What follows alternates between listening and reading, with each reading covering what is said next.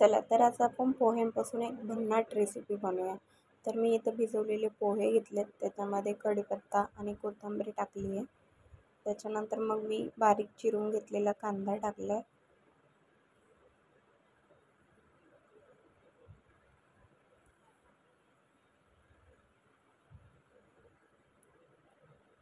त्याच्यानंतर मी त्याच्यामध्ये थोडंसं जिरं ॲड केलं आहे, हळद टाकली आहे,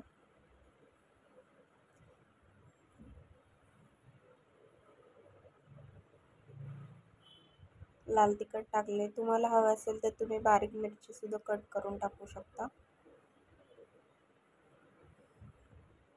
आणि थोडंसं मीठ टाकलं आहे.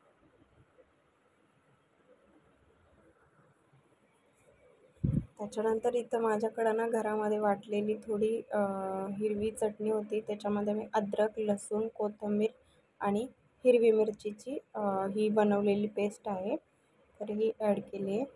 तर त्याच्यानंतर हे मी व्यवस्थित सगळं मिक्स करून घेतलं आणि मग उकडलेले बटाटे घेतलेत. ते बटाटे मी याच्यामध्ये आता व्यवस्थित चुरून घेणार आहे. सगळं मिश्रण एकत्र करणार आहे. चांगलं आपण पीठ मळतो तसं सगळं व्यवस्थित मळून घ्यायचं आहे.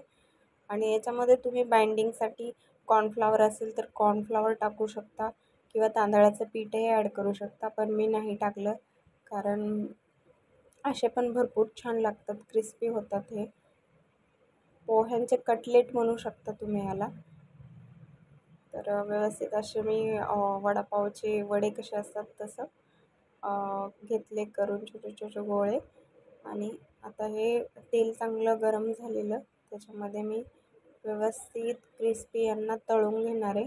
आणि तुम्ही हे ग्रीन चटणीसोबत किंवा मेयोनीजसोबत किंवा टॉमॅटो सॉससोबतसुद्धा खाऊ शकता. आणि हा आमचा सकाळचा नाश्ता होता. तर कसा वाटला ते नक्की मला सांगा आणि एकदा नक्की ट्राय करून बघा.